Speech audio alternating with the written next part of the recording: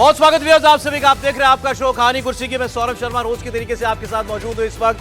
आज देखिए तारीख हो गई 30, कल 31, परसों पड़ेगा आखिरी वोट। आप देखेंगे इंडिया टीवी पर एग्जिट पोल और उसके 2 दिन के बाद आएगा देश के चुनाव का नतीजा। इतना लंबा चुनाव व्यूअर्स, 1 महीने से ज्यादा हो गया चुनाव पर। हम लोग 7 चरणों में आपसे लगातार बात कर रहे हैं और आप एक ही बात जानना चाहते हैं, चुनाव जीत कौन रहा है। हम आपको वो बताने की, अंदाजा देने की कोशिश लगातार कर रहे हैं। इस चुनाव में देखिए पहले चरण से लेकर 7वें चरण तक ऊपर नीचे चलता रहा। दावों पर दावे, किसी ने कुछ कहा। आज अब दावों की बहुत अहमियत नहीं है और ये नेता भी जानते हैं। अब तो ये है कि जो मैं बोल रहा हूं, मतलब नेता जो बोल रहा है वो 1 तारीख पहले और फिर 4 तारीख को मेरी बात गलत साबित ना हो। तो इसलिए कोई पहले कहता था कि भाई यूपी में हमारी 80 में 80, या अखिलेश यादव कहते थे 80 में से 79 हमारी। इस सब बातों का कोई मतलब नहीं था। चुनाव के बीच में आदमी ये कहता ही है। वोटर को थोड़ा सा कॉन्फिडेंस देना होता है, अपने वोटर को, कार्यकर्ता को थोड़ा सा उत्साहित करना होता है। लेकिन अब जब चुनाव निकल गया उसके बाद नेता क्या कह रहे हैं ये बहुत महत्वपूर्ण है। क्योंकि अब जैसे एग्जिट पोल होता है या कोई ओपिनियन पोल होता है तो उस वक्त उस पर चैनल की, मीडिया हाउस की, उस एजेंसी की जिसने सर्वे किया उसकी साख दाव पर होती है। वरना आप कहेंगे भाई इसका तो प्रेडिक्शन गलत साबित हो गया। ऐसे अब जब चुनाव निकल गया, अब नेता जो बोलेगा उसको एनालाइज किया जाएगा 4 तारीख से। ये अब इसने चुनाव के बाद ये बोला था, अब ये गंभीरता से कह रहा था। अब देखते हैं 4 तारीख को ये मिलता है या नहीं मिलता है। तो ऐसे 2 हमारे पास असेसमेंट, फ्रेश, बिल्कुल ताजा असेसमेंट आए। और एक असेसमेंट आया है देश के गृहमंत्री अमित शाह का। उनसे बात की हमारे पॉलिटिकल एडिटर देवेंद्र पराशर ने। देश की राजनीति में चुनावों को समझने वाला, चुनाव की रणनीति बनाने वाला अमित शाह जैसा कोई हो तो हो, लेकिन उनसे अव्वल तो कोई नहीं होगा। अमित शाह से अव्वल तो आप इसमें किसी को नहीं मानते, तो सभी लोग उनके विरोधी भी मानते हैं। अमित शाह साहब ने राज्य दर राज्य, हर राज्य का अपना एक असेसमेंट दिया, वो भी सीटों के साथ। इस राज्य में हमारी इतनी सीटें बढ़ेंगी, इस राज्य में हमारी इतनी सीटें कम होंगी। जहां कम होंगी वो भी बताया। ये बातें मोदी जी जब प्रचार करते हैं उसमें नहीं आती। अमित शाह लेकिन जब हर राज्य का अपना अनुमान बता रहे हैं तो आज उसको थोड़ा गंभीरता से एनालाइज करने की जरूरत है। क्योंकि वैसे भी आप अमित शाह कम बोलते हैं। इंटरव्यू में भी आपने देखा होगा वो 2-4 चरण के बाद जरूर कह रहे थे कि हमारी इतनी सीटें आ जाएंगी। लेकिन अब जो उन्होंने एनालिसिस बताया है उसमें वो स्टेट गिनाए जहां पर हमारी सीटें कम हो सकती हैं, फिर वो स्टेट गिनाए जहां हमारी सीटें बढ़ सकती हैं। कितनी कम होंगी और कितनी बढ़ेंगी ये भी बताया है। तो आज जरा हम उनके असेसमेंट को परखेंगे। राहुल महाजन साहब, राशिद किदवई साहब, संजय चौगांवकर साहब हमारे साथ आ चुके हैं। सर आप लोगों का बहुत स्वागत है। और आने वाले हमारे साथ प्रोफेसर संगीत रागी।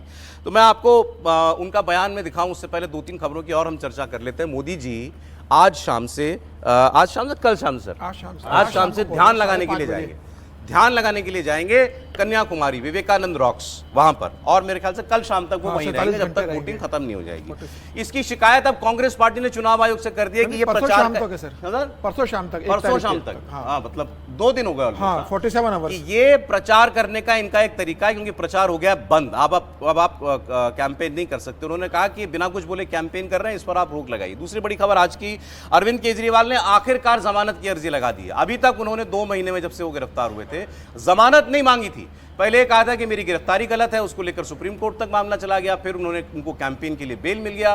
फिर उन्होंने हेल्थ ग्राउंड पर अपने मेडिकल चेकअप के लिए 1 हफ्ते की बेल मांगी। तो उस पर सुप्रीम कोर्ट ने कहा था यहां नहीं, आप रेगुलर बेल मांगिए और वहां जाइए लोअर कोर्ट में। तो अब उन्होंने लोअर कोर्ट में बेल मांग ली है। उनका क्या होगा इसकी भी हम लोग बात करेंगे। पहले आपको जरा मैं अमित शाह जी की बातें सुनवा देता हूं। आइए, वो यूपी बिहार को लेकर के क्या कह रहे हैं। 2 यही बड़े स्टेट हैं और यहीं पर विपक्ष को उम्मीद है कि बीजेपी टूटेगी और वो बढ़ेंगे। सुनिए जरा अमित शाह क्या कह रहे हैं यूपी और बिहार को लेकर। इस बार उत्तर प्रदेश क्या कह रहा है? हम हमारी सीटों में बढ़ोतरी करेंगे और देश के बहुत बड़े हिस्से में मैं नरेंद्र मोदी की आंधी देख रहा हूं। आज चुनाव प्रचार का एक तरीके से अंतिम दिन है, इसीलिए मैं आपकी चैनल के सामने कह रहा हूं एक बहुत बड़ा आंधी है और 4 तारीख को सबको सरप्राइज होगा। सर वैसे तो पूरे देश के कई राज्यों के आपके आकलन एकदम से सटीक होते हमने देखे हैं। उत्तर प्रदेश के संदर्भ में विशेष बात करें कि 2014 में जब पार्टी को शानदार चमत्कारिक सफलता हासिल हुई, 19 में हुई। इस बार नंबर्स के अगर लिहाज से देखें तो क्या लगता है कि वो दोनों आंकड़े टूट सकते हैं? इस बार 2014 वाला टूट सकता है? हम 70 के ऊपर निश्चित जाएंगे, रिकॉर्ड भी टूट सकता है। यूपी में सबसे बड़ा फैक्टर क्या लग रहा है सर? देखिए 2 फैक्टर है। जब अखिलेश की सरकार थी तब वो केंद्र सरकार को कोऑपरेट नहीं करती थी। तो मोदी जी यूपी से ही सांसद बनकर प्रधानमंत्री बने, मगर ज्यादा यूपी को मदद नहीं कर सके। 17 में भारतीय जनता पार्टी ने योगी आदित्यनाथ जी को मुख्यमंत्री बनाया बहुमत प्राप्त होने के बाद। योगी जी के आने के बाद नरेंद्र मोदी जी ने यूपी का इंफ्रास्ट्रक्चर और यूपी के औद्योगिक विकास और यूपी के हेल्थ इंफ्रास्ट्रक्चर स्वयं हाथ में लिया और इसके अंदर एक आमूलचूर परिवर्तन आया। जो गरीब कल्याण की योजनाएं बनी, क्योंकि यूपी और बिहार का भी पूर्वांचल वाला हिस्सा और मध्य प्रदेश यूपी का बुंदेलखंड का हिस्सा और पूरा यूपी, ये देश के सबसे गरीब हिस्सों में से थे। तो इसके सबसे ज्यादा लाभार्थी स्वाभाविक रूप से यूपी से हुए। गैस दिया, शौचालय दिया, घर दिया, पीने का पानी दिया, अनाज दिया, आयुष्मान भारत योजना। अमित शाह जी का जरा आपने यूपी पर जो अभी उनका असेसमेंट सुना, उस पर जरा गौर कीजिएगा। उन्होंने क्या कहा? सवाल देवेंद्र ने पूछा, आप यूपी में कैसे कितना आएगा? उन्होंने कहा यूपी में हमारे नंबर बढ़ेंगे। फिर देवेंद्र ने पूछा 64 थी। अच्छा, वो सब एनडीए बता रहे हैं, पहली बात तो क्लियर, वो एनडीए बता रहे हैं, बीजेपी अलग से नहीं बता रहे। उन्होंने कहा, देवेंद्र ने पूछा 64 थे और 19 में, और आप 73 थे 2014 में। तब अमित शाह कहते हैं 70 के पार और 14 का रिकॉर्ड टूट भी सकता है। तो वो कोई हाइपरबोल नहीं कर रहे 75 आएंगी, मेरी 80 में 80 आएंगी। इज दैट 70 प्लस और 73 हो सकता है हमारा। आप मुझे बताइए, मुझे उनका थोड़ा ग्राउंडेड रिएक्शन लग रहा है इस बार। राहुल जी देखिए, मैंने पहले भी आपको कहा था कि मुझे मेरा असेसमेंट जो उत्तर प्रदेश को लेके है वो 65 से 70 के बीच में है, और बीजेपी को 65 से 70 के बीच में भी आएगी। और ये भी अगर आप 7वां फेज भी दे लें तो 2 सीटें ऐसी है जिस पर घोसी और एक और सीट जो जहां पर बीजेपी को बहुत ज़्यादा मुश्किल है, तो गाजीपुर और घोसी 2 सीटें हैं। तो ऐसे में देखिए हर फेज में गाजीपुर का मैं एक बार बता दूं, क्योंकि वो बातचीत में आया है। गाजीपुर पिछली बार बीजेपी सीट हार गई थी, बसपा जीती थी। बसपा। तो गाजीपुर पर उन्होंने कहा है फिगर के साथ 40,000 वोट से भाजपा जीतेगी इस बार गाजीपुर। हाँ, ये उनका असेसमेंट है। गाजीपुर में अगर हम आई एम समीकरणों जस्ट की बात, इंप्रेस्ड विद हिज जो फिगर, कंक्रीट फिगर दे रहे हैं। अगर हम समीकरणों की बात करेंगे तो वहाँ बहुत सारे समीकरण है, मुस्लिम समीकरण भी है, बाकी समीकरण भी है, बहुत सारे समीकरण वहाँ पे एक साथ है। तो मेरा असेसमेंट उत्तर प्रदेश को लेकर मैंने बताया। और देखिए, बीजेपी को एज है, ये कोई नहीं कह सकता कि बीजेपी को एज नहीं है उत्तर प्रदेश में। राम मंदिर का इशू चाहे बीजेपी की अपनी पिछली परफॉर्मेंस हो, दोनों ही चीजें ये कहती हैं कि बीजेपी जो है वो बहुत अच्छा उत्तर प्रदेश में करेगी। लेकिन फिर भी मैं ऐसा मानता हूं कि समाजवादी पार्टी ऐसा नहीं है कि उसे आप राइट ऑफ कर सकते हैं। 10 सीटें तो वो खुद ही कह रहे हैं भाई, 70 प्लस वो कह रहे हैं। मैं लोअर मार्जिन लेके चलूं तो 10 सीटें तो वो खुद ही कह रहे हैं। मैं मान रहा हूं समीर जी। देखिए, उत्तर प्रदेश को लेकर सर मेरा कहना है कि इस बार 2019 की तुलना में परिस्थितियां बहुत ज्यादा भारतीय जनता पार्टी के फेवर में है। और मुझे वो 10 सीटें गिनाइएगा कौन सी? इसके आप 2-3 कारण बता देता हूं। सबसे बड़ा फैक्टर है कि मायावती और अखिलेश यादव जो 2019 में साथ में लड़े थे, जयंत चौधरी उनके साथ में था। इस बार मायावती अलग लड़ रही है। इसका नुकसान समाजवादी पार्टी और कांग्रेस को हो रहा है। जयंत चौधरी जो 2019 के अंदर अखिलेश यादव के साथ और पश्चिम उत्तर प्रदेश में अखिलेश यादव और मायावती ने जो बेहतर प्रदर्शन किया था, उसमें जयंत चौधरी की भूमिका थी। आज जयंत चौधरी भारतीय जनता पार्टी के साथ है। ये 2 बड़े फैक्टर की मायावती का अलग चुनाव लड़ना, जयंत चौधरी का आना। और तीसरा बड़ा एक फैक्टर रहा है कि जो ओम प्रकाश राजभर ने भारतीय जनता पार्टी के खिलाफ चुनाव लड़ा था 2022 के अंदर, 2019 के अंदर, वो ओम प्रकाश राजभर आज भारतीय जनता पार्टी के साथ है। तो इसके कारण जो जातिगत समीकरण थे भारतीय जनता पार्टी ने बहुत अच्छा सेट किया है। और मेरा यह मानना है कि इसके कारण भारतीय जनता पार्टी को 2019 में जिन 15 सीटों का नुकसान हुआ था, समाजवादी पार्टी की 5 और बहुजन समाज पार्टी की 10, भारतीय जनता पार्टी उसमें से 12 अब समीर जी आपको पेन पेपर लेकर लिखना पड़ेगा डेटा, ठीक है? मैं आपको, क्योंकि कांग्रेस का जो जयराम रमेश ने जो अभी प्रेस कॉन्फ्रेंस किया और उसमें उन्होंने भी राज्यों के बारे में बताया, वो भी मैं आपको बताऊंगा। अभी आप जो कास्ट कैलकुलेशन बता रहे थे ना, इस पर अमित शाह ने एक सवाल पूछा है, तो उन्होंने कहा देखिए आप लंबी कैलकुलेशन करेंगे, मैं आपको सिंपल सी कैलकुलेशन यूपी की समझा देता हूँ। पिछली बार सपा, बसपा, कांग्रेस, आरएलडी सब मिलाकर के 43% वोट था। मैं अमित शाह की बात बता रहा हूँ आपको, 43% वोट था। इस बार सपा और कांग्रेस का है, सपा और कांग्रेस का वोट है 23%। अब आप समझते हैं कि सपा और कांग्रेस मिलकर 23% से 50% पहुंच सकती है क्या? हमारा वोट 49% था, हम 50 पर खड़े हैं, वो 23% वोट पर खड़े हैं। राशिद जी, जी सौरभ, देखिए पहली बात तो ये कि अमित शाह जी का जो उनके राजनीतिक विरोधी भी है वो उनको सम्मान की दृष्टि से देखते हैं, क्योंकि उनका एक संगठन के बारे में और राजनीतिक इलेक्शन मैनेजमेंट के बारे में उनके कई बार अनुमान सही हुए हैं, कई बार गलत भी साबित हुए हैं। हमें ये बात नहीं भूलनी चाहिए कि ये चुनाव का अंतिम दौर है जहाँ 14 लोकसभा सीट उत्तर प्रदेश की हैं। चाहे कोई राजनेता जितनी भी ईमानदारी से बात कहे, उसको बाहर ऐसी तरीके से देखा जाता है कि कोई एक मनोवैज्ञानिक रूप से एक और प्रभाव डालने का एक प्रयास तो नहीं है। आखिरी प्रयास के जब कहते हैं कि 70-73, देखिए उत्तर प्रदेश में आ सकती है और आई भी हैं, जैसे 2014 में भी आई थी, 73 सीटें आई थी। एक बड़ा कारण इस चुनाव में सौरभ ये है कि करीब 34 सीटें ऐसी है जहाँ समाजवादी पार्टी और कांग्रेस पार्टी का जो गठबंधन है वो वहाँ पर उसकी 40% से ज़्यादा उसका वोट बैंक है या वोट सपोर्ट है। तो उन जगहों के ऊपर काफ़ी दिलचस्प सिचुएशन हो सकती है। 34 सीटें। अब 34 तो जीतेंगे नहीं। देखिए बात यह है कि जो उनके घोर विरोधी भी हैं भाजपा के, वो हर आदमी उत्तर प्रदेश में भाजपा को 50 का तो बेस मान के बता ही रहा है। उसके बाद कितनी सीटें बढ़ेंगी ये एक चर्चा का विषय है, अपना लोगों का निष्कर्ष है। देखिए जो आप बात कर रहे थे कि 23% वोट, कई बार क्या होता है आपकी, आप अगर अखिलेश यादव का जो आप देखें कि उन्होंने जिस तरीके के केवल 5 यादव को टिकट दिया, 4 मुसलमानों को दिया, बहुत ज़्यादा तादाद में उन्होंने जो नॉन यादव ओबीसी को वोट दिया है और ये इनके फेवर में जाएगा, वो इनके फेवर में जा सकता है। नहीं, मैं देखिए इस परिस्थिति में नहीं हूँ कि मैं कह दूँ कितनी सीटें आएंगी।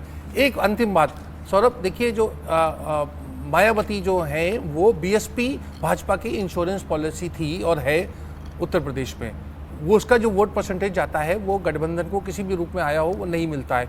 अगर इस बार वहाँ कुछ स्थिति कुछ हलचल होती है, वो वोट छिटकता है, वो कितना भाजपा में जाएगा और कितना गठबंधन को मिलेगा ये तय करेगा कि सीटें कितनी। आपने इंश्योरेंस पॉलिसी कहा तो इस चुनाव में इंश्योरेंस पॉलिसी अभी तय नहीं है, चल रही है। जी मुझे संदेह है, उत्तर प्रदेश का रहने वाला हूं, मुझे संदेह है कि वो वहाँ पर और भी तरह तरह की चीजें चल रही है, मीम और भीम की बात चल रही, तरह तरह के कॉम्बिनेशन है।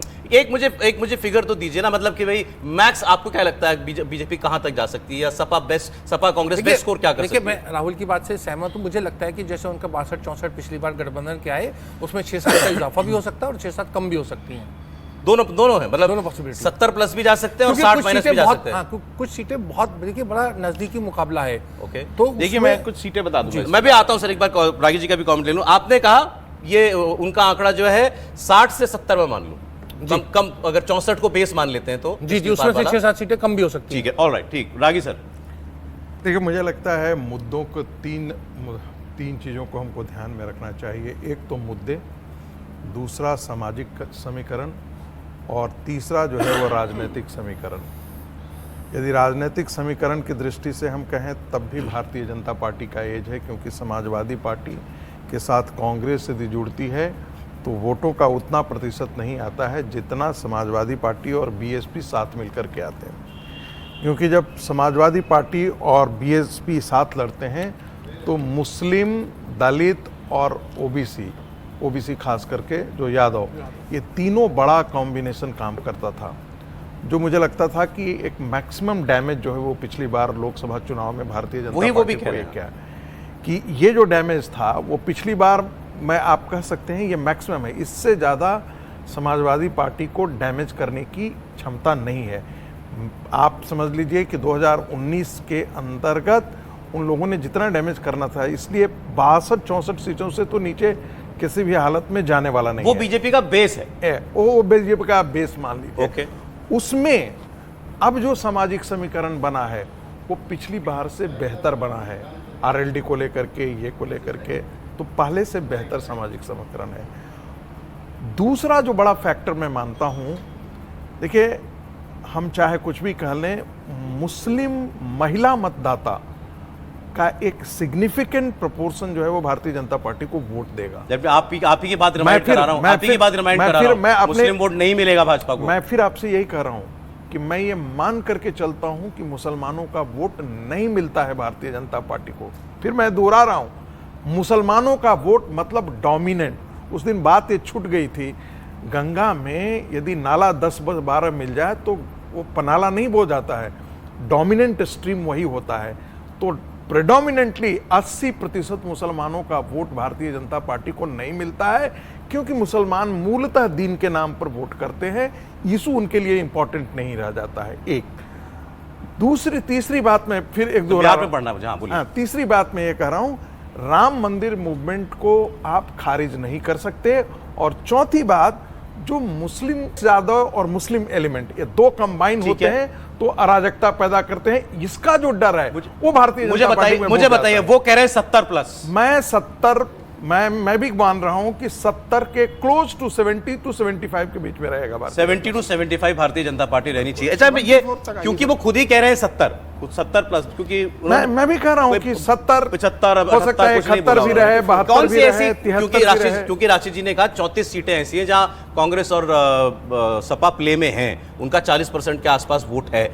40% अगर वोट हो जाए तो चुनाव कहीं भी जा सकता है, आपका ऐसा मानना है। लेकिन वो 10 मिनिमम ऐसी सीटें जो आपको लगता है नहीं यार ये तो सपा ले जा ही सकती है, वो मुझे बताइए कौन सी सीटें। देखिए, मुझे लगता है कि 2019 का जो चुनाव था वो बहुत परफेक्ट चुनाव था। समाजवादी पार्टी और बहुजन समाज पार्टी मिलकर जितना भारतीय जनता पार्टी को नुकसान है राजनीतिक रूप से सीटों में पहुंचा सकती थी, वो उन्होंने पहुंचा दिया। वो समीकरण इस बार बन नहीं सकता क्योंकि बहुजन समाज पार्टी साथ नहीं है। समाजवादी पार्टी जहां मजबूत है वहां कांग्रेस बहुत कमजोर है, और समाजवादी पार्टी और कांग्रेस का वोट बैंक कोई बहुत ज्यादा अलग नहीं है।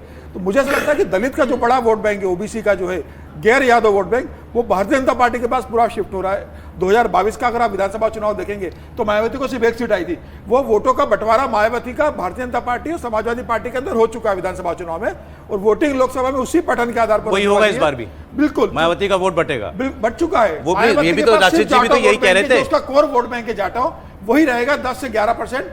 बाकी मायावती का 12% वोट बैंक। आपने कहा अभी इंश्योरेंस पॉलिसी है, मायावती के इससे फायदा बीजेपी को कब होता है, जब मायावती का वोट बटे या मायावती का वोट इंटैक्ट रहे? देखिए, जो हम इतिहास में पीछे देखते हैं, इतिहास से मतलब ये कि 14 और 19 का चुनाव देखते हैं, तो उससे मायावती को वोट मिले, मतलब वो इंटैक्ट रहे, उससे भाजपा को फायदा होता है। क्योंकि अगर 19% वोट अगर आपका एक राजनीतिक दल को में जाता है और उसके बाद जो 80 में से 40 तो आपकी जीत पक्की मानी जाती है। देखिए, मुझे बस सबीर जी का मैं सम्मान के साथ कहूँगा कि ये बात, ये धारणा की जो नॉन मतलब जाटा वोट है, जो मायावती का वोट है, वो भाजपा को जाएगा। अगर भाजपा को जाना होता तो 14 में जाता, क्योंकि पूरा देश में एक लहर थी और एक नरेंद्र मोदी जी को लेकर के बड़ा उत्साह था। 19 में आता, 19 में भी तमाम राजनीतिक कारण थे जिसकी वजह से प्रचंड बहुमत मिला, लेकिन उसके बावजूद अगर दलित समाज के कुछ लोगों ने भाजपा को वोट नहीं दिया। और अब की सौरभ, हमें ये नहीं भूलना चाहिए, चाहे वो आप उसको जिस तरीके से देखें, जो संविधान को लेकर के जो पूरी बातचीत हुई और एक कैंपेन हुई है 400 पार का मौसम, आरक्षण खत्म कर देंगे। हाँ, राजनीति से प्रेरित वो नैरेटिव है। मैं उसका ये नहीं कह रहा कि वो नैरेटिव सही है, वो नैरेटिव से भी थोड़ा बहुत असर पड़ रहा है। इसीलिए जो उत्तर प्रदेश का चुनाव प्रथम दृष्टि में लगता था कि बिल्कुल भाजपा के पक्ष में जा रहा है और 70-75 कुछ लोगों ने 80 के भी दावे किए थे, मुझे लगता है कि अब वहां के ऊपर भी। मुझे मुस्लिम वोट का बताइए, मुस्लिम वोट डिवाइड हो रहा है गठबंधन सपा कांग्रेस और बसपा के बीच में? देखिए, बसपा ने बहुत एक अपना एक दांव खेला है और उसने बड़ी तादाद में, जैसे सपा ने बहुत कम मुसलमानों को टिकट दिया है। सपा और कांग्रेस की बात करें गठबंधन की, बसपा ने 12 मुसलमानों को टिकट, और बसपा ने ज्यादा दिए और उनका पूरा का पूरा एक वोट कटवा पार्टी के रूप में। लेकिन कुछ लोगों का ऐसा भी मानना है उत्तर प्रदेश में, पता नहीं राहुल मेरी बात से कितना इत्तेफाक रखेंगे, कि मायावती के अब की पत्ते खुल गए। मतलब वो एक तरीके से, जैसे असदुद्दीन ओवैसी के बारे में कहा जाता था कि वो एक तरीके से भाजपा को समर्थन करने के लिए अपनी जो उनके लोग खड़े होते हैं उससे भाजपा को फायदा होता है। बिहार में फायदा हुआ, उत्तर प्रदेश में फायदा हुआ, तो बसपा को भी लोगों ने ऐसी वोट कटवा मान लिया। ऐसी लोगों की धारणा है, और खासतौर से मुस्लिम समाज में। अब वो कितनी धारणा 4 तारीख को नजर आएगी या नहीं, लेकिन ऐसी धारणा आपको लगता है मुस्लिम वोट ज्यादा नहीं बटेगा, बसपा को ज्यादा वोट नहीं जाना चाहिए? मतलब मुझे लगता है इस चुनाव में किसी भी राज्य में हम देखें, जैसे बंगाल में है तो मूलतः वो ममता को जा रहा है, वो कांग्रेस और लेफ्ट को भी नहीं जा रहा। उसी धारणा को अगर हम करते हुए उत्तर प्रदेश में देखें तो आपको नजर आएगा कि वो अधिकांश वोट जो है वो समाजवादी पार्टी और कांग्रेस को जाएगा। ठीक है, ये फैक्टर हुआ जो बीजेपी के लिए नुकसान पहुंचा सकता है कि मुस्लिम वोट नहीं टूटने वाला है। एक मिनट, एक छोटा सा इंटरवेंशन। ये फैक्टर 2019 में भी था, और 19 में भी एन ब्लॉक वोटिंग जो है वो मुसलमानों का भारतीय जनता पार्टी के खिलाफ हुआ था। तो ये फैक्टर आज, उस फैक्टर को हम 2019 में भी काउंट करते हैं। नहीं, वो आपने पहले ही कह दिया ना सर कि वो जो 19 वाला कॉम्बिनेशन बीजेपी के खिलाफ बना था उससे बेहतर तो हो ही नहीं सकता। हो ही नहीं सकता। तो वो आपने बिल्कुल ठीक कहा कि मैक्सिमम डैमेज जो हो सकती थी वो हो चुकी है। का वोट जो है उस बार जो है और कंसोलिडेटेड पड़ा। एग्रीड, क्योंकि बिल्कुल। अब आज के दिन में ऐसा नहीं है, बहुत सारे मुसलमान मायावती की तरफ भी शिफ्ट होते हैं, ऐसा नहीं है, लेकिन अधिकांश मुसलमान मानते हैं कि भारतीय अब मेरी दिलचस्पी सर ये जानने में, आप कौन सी सीटें श्योर शॉट मानते हो कि गठबंधन लेगा? देखिए, मैं इस पे भी आऊंगा, कौन सी सीटें श्योर शॉट लेगा। मैं बीएसपी का फैक्टर आपको इस बार का बता देता हूँ। एक तो बीएसपी का अपना वोट बैंक जो है आधा हो चुका है, ये सही बात है। उसमें जाटव वोट सिर्फ अब बीएसपी के साथ है। यही कारण है कि बीएसपी ने जो कैंडिडेट्स खड़े किए हैं वो ना केवल ऐसे कैंडिडेट हैं जो सपा के वोट काट रहे हैं कई जगह, वो ऐसे कैंडिडेट भी हैं जो बीजेपी के वोट काट रहे हैं। उन्होंने ब्राह्मण से लेके सारे जातियों के कैंडिडेट खड़े किए हैं और जिसका बहुत असर पड़ेगा। अब आप बात करते हैं सीटों की, मछली शहर जैसी सीट, मेरठ जैसी सीट, कन्नौज जैसी सीट, चंदौली जैसी सीट, ये मैं वो सीटें बता रहा हूँ जिसको कम अंतर से पिछली बार बीजेपी ने कई जीता था और कई जगह हारी थी। उसके बाद सुल्तानपुर जैसी सीट, बलिया जैसी सीट, बदायूं जैसी सीट, सहारनपुर जैसी सीट, बागपत, फिरोजाबाद, संत कबीर नगर, कौशाम्बी, भदोई, मुरादाबाद, बिजनौर की सारी ऐसी सीटें हैं। सर वो कॉम्बिनेशन चला गया मैं ना। आपको बता रहा हूँ, नहीं मैं आपको ये बता रहा हूँ कौन सी सीटों पे कम अंतर से नहीं, वो ये कह रहे हैं कि वो पिछली बार वाला कॉम्बिनेशन नहीं है, इस बार वो कम वाला जयंत मामला चौधरी का नहीं है, मायावती का नहीं, वो ये कॉम्बिनेशन आप बचा ये नहीं, मान ओम प्रकाश तो आप राजभर का नहीं ये है। मानते हैं कि इस बार जहां आप ये मानते हैं कि इन ब्लॉक मुसलमान जो है वो समाजवादी पार्टी को वोट कर रहा है और आप फिर ये मानते हैं कि अच्छा ऐसा अंतर नहीं होगा, जहां आप ये मानते हैं कि बीएसपी का वोट आधा रह चुका है वहां आपको लगता है असर नहीं होगा।